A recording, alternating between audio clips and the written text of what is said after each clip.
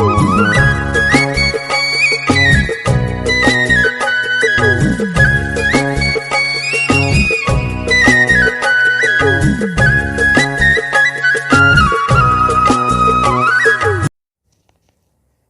गणेशाय नमः।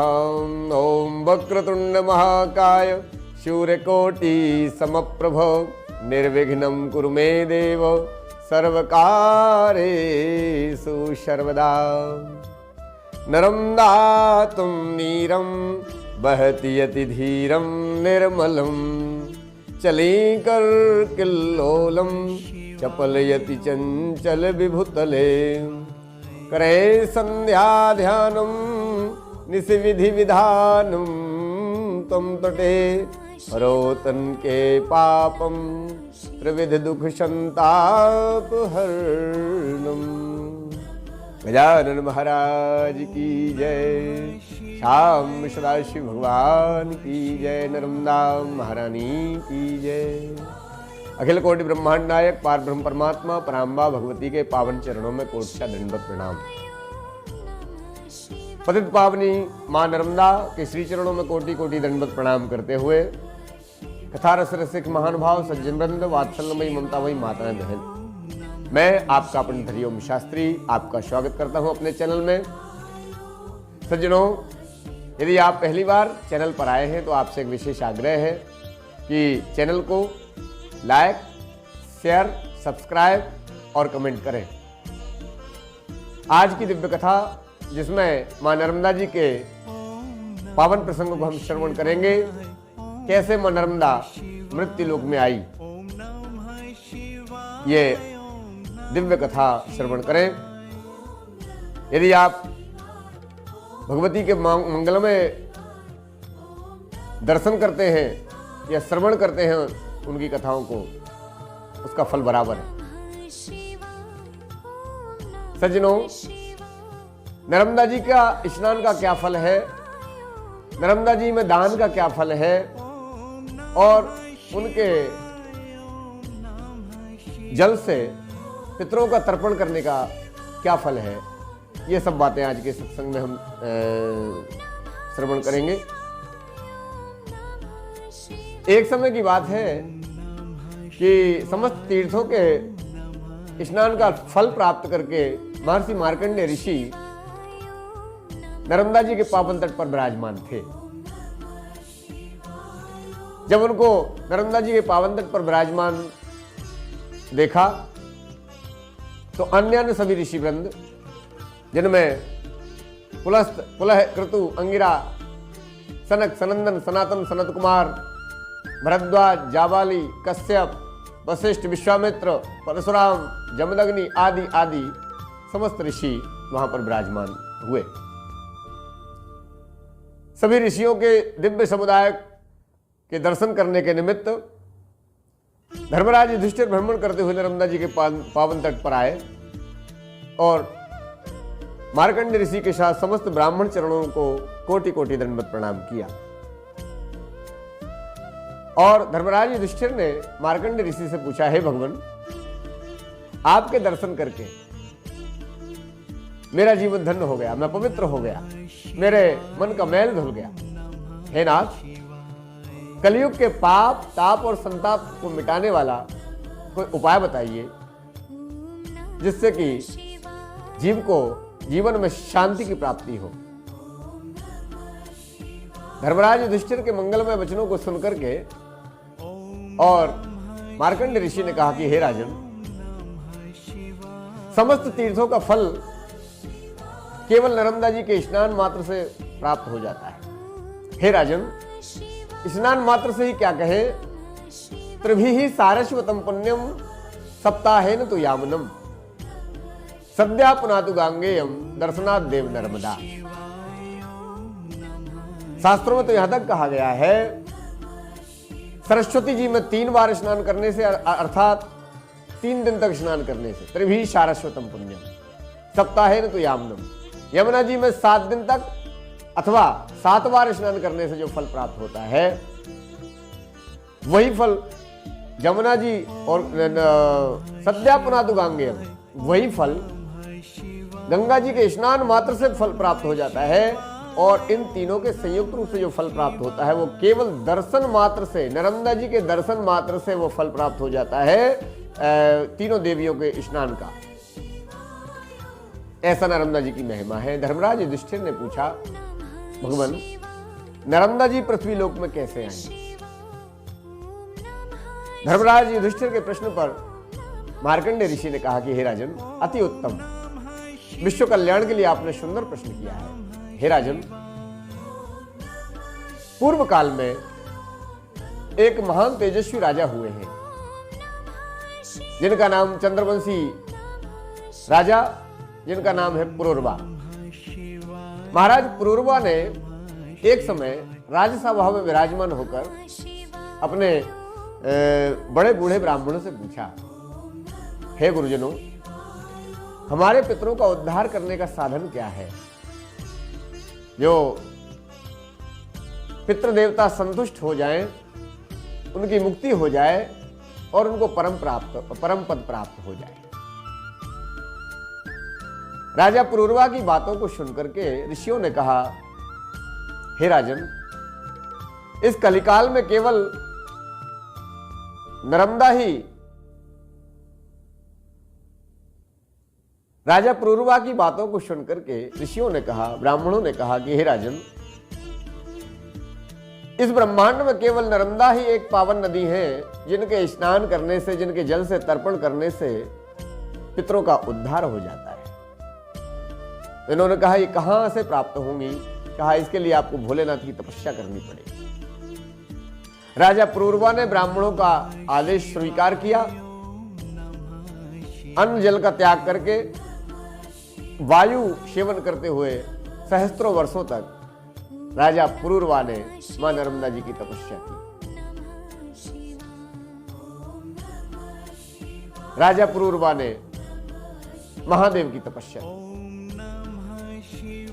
महादेव जी प्रसन्न हुए, संतुष्ट होकर के आए और कहा कि हे राजन, हे पुत्र, हे बेटे, उठो, मैं तुमसे प्रसन्न हूं, कोई वर मांगो।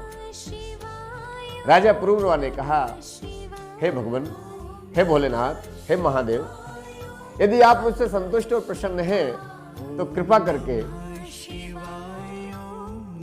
अपने कैलाश लोक से पतित पावनी मां नर्मदा जी को मुझे दे दी। भोलेनाथ ने कहा, हे पुत्र, यह तो ब्रह्मा विष्णु और देवताओं को भी दुर्जय है,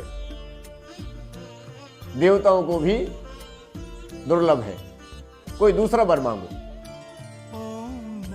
पुरूरवा ने कहा, भगवान, मैं हजारों जन्म लूंगा, बार बार आपकी तपस्या करूंगा, परंतु केवल मैं यही प्रार्थना करूंगा कि आप केवल नर्मदा मुझे प्रदान कर दें। जब राजा पुरूरवा के इस दृढ़ संकल्प को सुना तो महादेव प्रसन्न हुए, और प्रसन्न होकर के महादेव ने समस्त पर्वतों को बुलाया और कहा, हे पर्वतों, मैं नर्मदा जी को मृत्यु लोक में भेजना चाहता हूं, उनको धारण करने की क्षमता किसमें है? तो समस्त पर्वतों ने प्रणाम करके कहा कि प्रभु, केवल विंध्यगिरि के पुत्र पर्यंक में, जिसको मेकल भी कहते हैं, नर्मदा जी को धारण करने की क्षमता है। भोलेनाथ ने मेकल से कहा, पुत्र, नर्मदा जी को धारण करो। मेकल ने या पर्यंक ने मां नर्मदा जी के तेज को धारण किया। मां नर्मदा जी मेकल पर्वत पर चरण रखते हुई और मृत्यु लोक में आई। जहां जहां जाती हैं, वहां वहां जितने पितृ देवता प्राणों को त्यागते हैं, जिन जिन के यहां पर पूर्वजों का उद्धार नहीं हुआ, उनका सबका उद्धार होता जा रहा है। नगर में, ग्राम में, पर्वतों में, पहाड़ों पर और महाराज बंजर जमीनों पर जहां जहां से नर्मदा जी आई हैं, वह संसार की प्यास बुझा रही है। आज भी मां नर्मदा प्रत्यक्ष है। प्रत्यक्षम किम प्रमाणम, सविंदु सिंधु सुस्खलत तरंग भंग रंजितम, दुषत सुपाप जात जात कारिवारी संजितम, कृतांत दूत काल भूत भीति हारी वर्मदे, त्वदीय पाद पंकजम नमामि देवी नर्मदे। इन मां नर्मदा जी के स्नान का फल तो बताया गया है सज्जनों। ये भी कहा गया है कि जो नर्मदा जी के तट पर जो है बालू में या जो कंकड़ पड़े रहते हैं वो भगवान शंकर ही है। नर्मदा जी के जल का एक एक कंकड़ शंकर कहलाता है। असंख्य ऋषि महात्मा अनादि काल से नर्मदा जी के दोनों तटों पर तपस्या कर रहे हैं आज भी अदृश्य रूप से। जो नर्मदा जी के तट पर जाकर के नर्मदा में स्नान करके और तिल, गुड़, अन्न, धन, स्वर्ण, आभूषण, गौ दान करता है, वह अपने असंख्य पितरों का उद्धार करता है और अंत में वो परम पद वैकुंठ को सिधार जाता है। ये अमृतमयी कथा है। राजा युधिष्ठिर ने पूछा, भगवान मैंने सुना है कि मां नर्मदा जी का विवाह भी हुआ था। मार्कंडेय ऋषि ने कहा, अति उत्तम प्रश्न पूछा है। इसी कथा के आगे का क्रम आता है कि एक कल्प में महाराज पुरुकुत्स हुए हैं। वो राजा प्रजा को पालन करने में इंद्र के समान थे। इक्ष्वाकु वंश में उन्होंने जन्म लिया था। इक्ष्वाकु वंश में उन्होंने जन्म लिया था। एक समय पुरुकुत्स ने भी अपने पितरों के उद्धार के लिए महादेव से प्रार्थना की थी और महादेव ने यही बात कही। इन्होंने कहा कि केवल नर्मदा चाहते हैं। तो पुरुकुत्स के तपस्या पूर्ण होने पर मां नर्मदा जी प्रसन्न होकर के और वहां से पधारी हैं। भगवान शिव जी की कृपा से कैलाश से चली हैं और नगर अरण्य वन प्रदेश में भ्रमण करती हुई जब वह महानदी मां नर्मदा पावन क्षेत्र विंध्यगिरि के तट पर आई हैं, वहां पर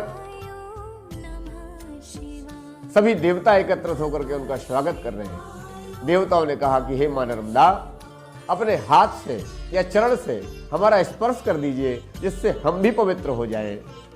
तो नर्मदा ने कहा, हे देवताओं, मैं अभी कुमारी हूं, मेरा विवाह नहीं हुआ, इसलिए मैं आपको स्पर्श नहीं कर सकती। भोले शंकर ने कहा कि बेटी, ये पुरुकुत्स कोई और नहीं, ब्रह्मा जी के श्राप से प्राचीन काल में ब्रह्मा जी ने श्राप दिया था, जिसके कारण समुद्र ही पुरुकुत्स बन करके आए हैं। ये राजा पुरुकुत्स से ही तुम्हारे पति हों। मां नर्मदा ने भगवान शंकर के आदेश को स्वीकार किया और राजा पुरुकुत्स को ही अपना पति बनाया। ऐसा स्कंद पुराण में वर्णन आता है। नर्मदा जी के पुण्य प्रताप को कहने की क्षमता हम में नहीं है। ब्रह्मा विष्णु महेश भी सामर्थ्यवान नहीं है, क्योंकि नर्मदा जो है जो कभी मरती नहीं है, ना मर्दा। क्यों? क्योंकि नर्मदा तुम नीरम बहती अति धीरम निर्मलम। नर्मदा मैया परम पवित्र है। आज भी, कलयुग में भी, सतयुग में, द्वापर, त्रेता, चारों युगों में जब जब प्रलय आता है तो प्रलय काल के जो सागरों के ऊपर एक दूध की धार बहती रहती है, जो नर्मदा होती है, जिसका कभी अंत नहीं होता, जो अमर है। और ये नर्मदा मैया ही समस्त देशवासियों के प्राणों का आधार है।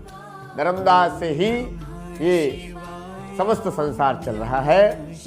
रेवाखंड की ये दिव्य कथा, जो इस कथा को सुनता है उसके समस्त पाप ताप संताप नष्ट हो जाते हैं। नर्मदा मैया पर भगवान विश्वनाथ की महान कृपा है और उनकी कृपा हम पर बनी हुई है। बंधुओं, नर्मदा जयंती के पावन पर्व पर आप समस्त देशवासियों को मंगलमय शुभकामनाएं, बधाई। मां नर्मदा आपकी समस्त मनोकामनाएं पूर्ण करें, आपके पितरों का उद्धार हो, आपके सुखमय जीवन के लिए प्रार्थनाओं के साथ आपसे पुनः आग्रह, यदि आप चैनल पर पहली बार आए हैं तो कृपया चैनल को लाइक, शेयर, सब्सक्राइब और कमेंट करें। ये कथा कैसी लगी सूचित करें, जिससे कि हम और भी कथाएं आप तक पहुंचा सकें। आप सभी का सादर अभिनंदन, साधुवाद। जय माता दी, जय भोलेनाथ। हर हर नर्मदे।